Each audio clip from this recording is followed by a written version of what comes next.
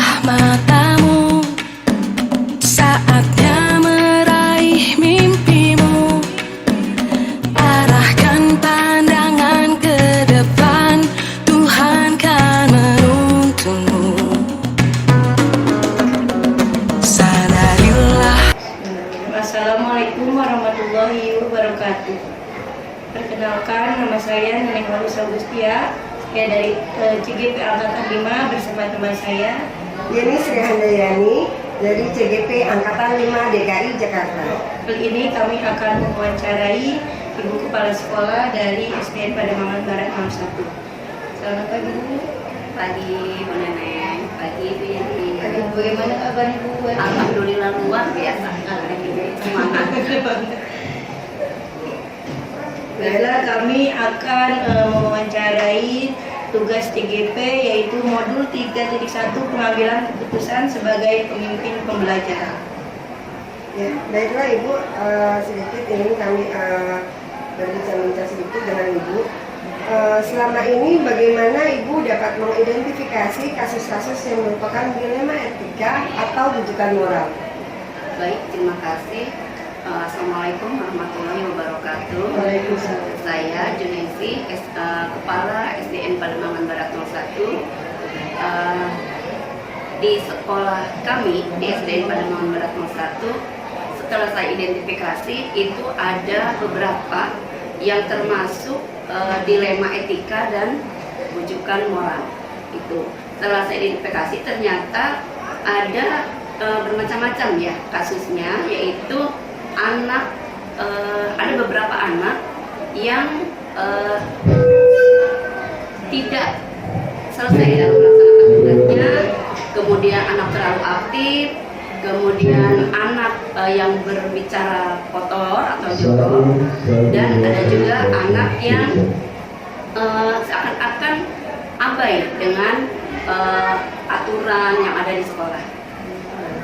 Nah, selama ini bagaimana Ibu menjalankan pengambilan keputusan di sekolah, terutama untuk kasus-kasus di mana ada dua kepentingan yang sama-sama benar atau yang sama-sama mengandung nilai kebajikan? Itu suatu keputusan yang tidak mudah ya, karena di satu sisi saya ingin semua anak oleh haknya sebagai pendidik untuk bersekolah di sini. Di sisi lain saya juga punya aturan yang harus dipatuhi sebagai seorang pemimpin dalam mengambil keputusan. Pertama yaitu untuk dalam kasus-kasus yang ringan itu saya berkoordinasi dengan guru kelas, kemudian ditangani oleh Apa yang biasanya baik. Nah, untuk langkah-langkahnya yaitu pertama biasanya ini asalnya dari kelas masing-masing. Nah, kemudian Bapak Ibu guru melaporkan kepada saya. Kemudian setelah itu kita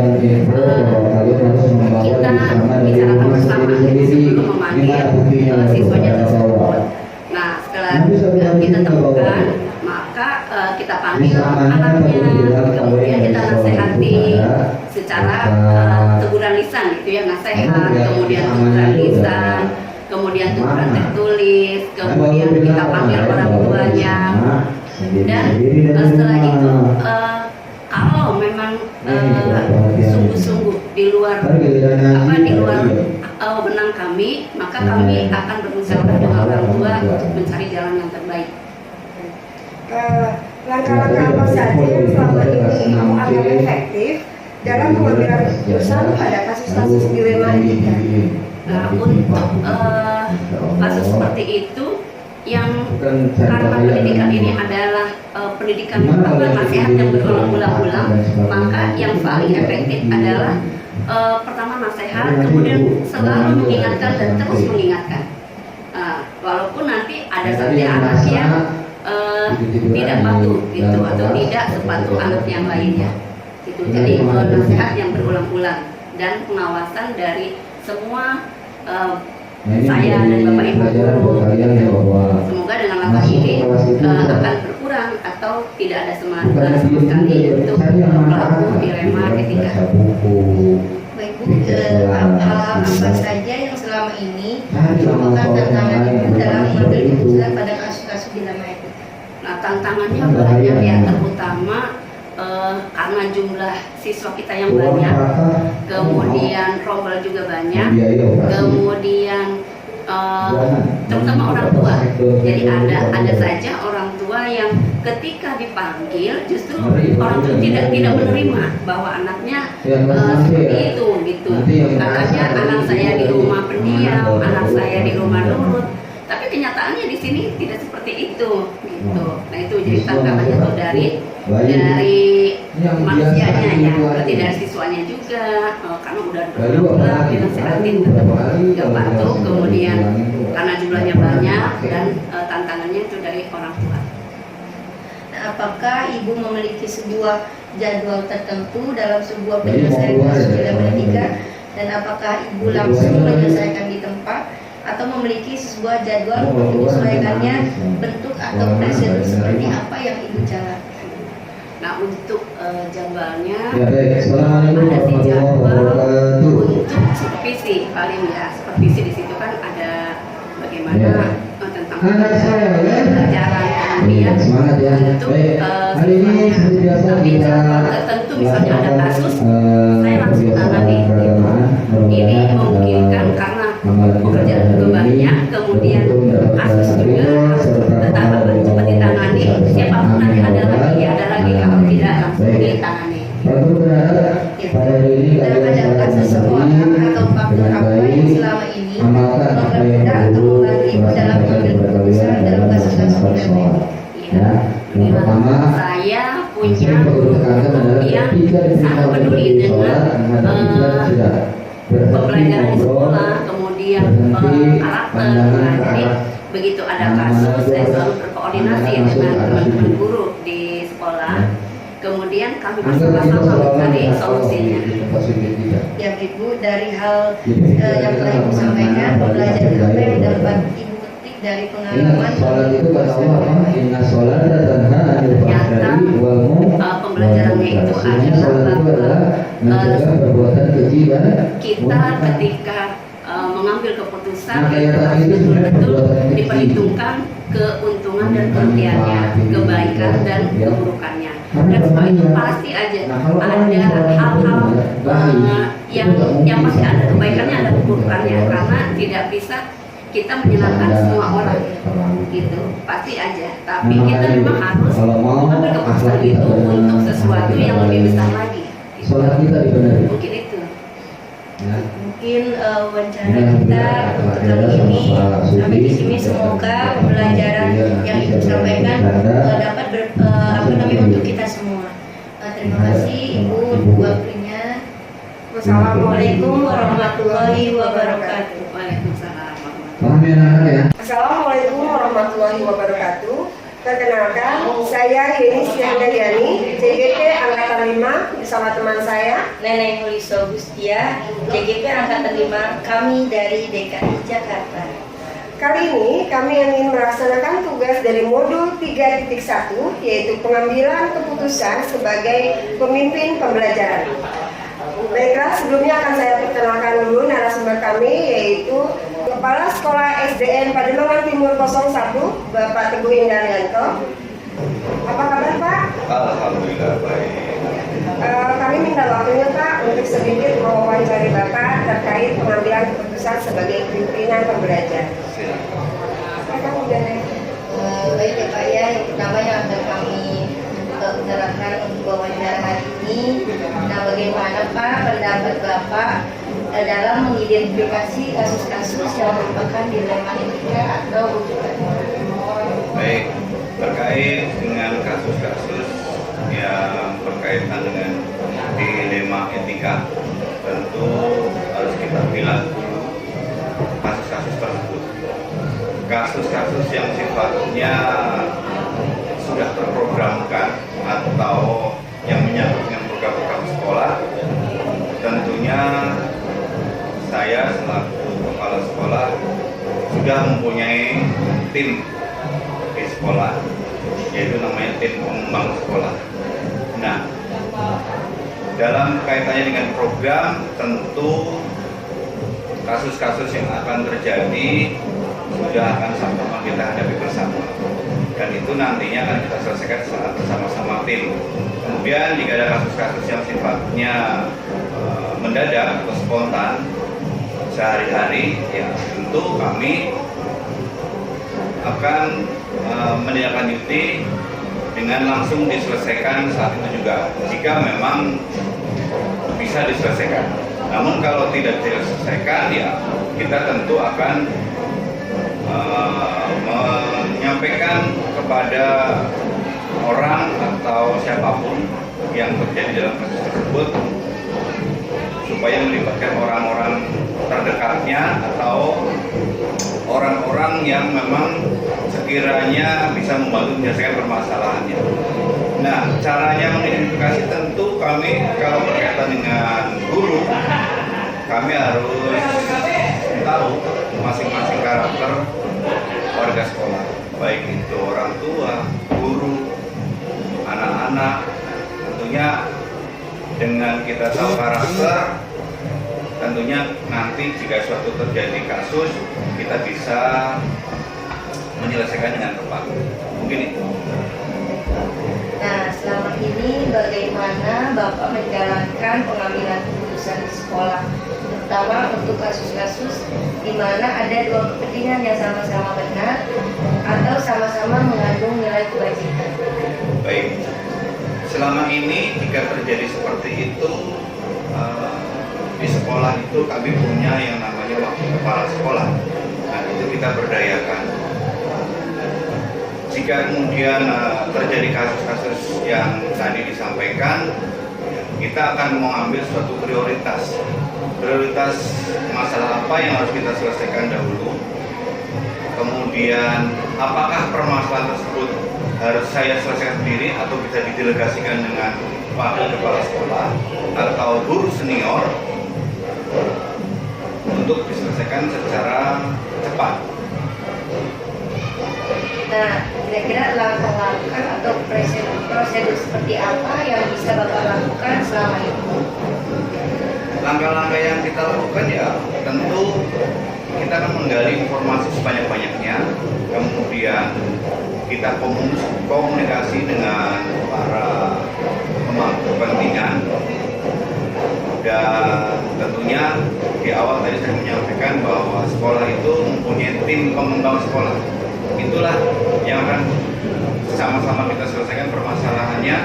Jadi tidak selalu harus kepala sekolah sendiri yang menyelesaikan.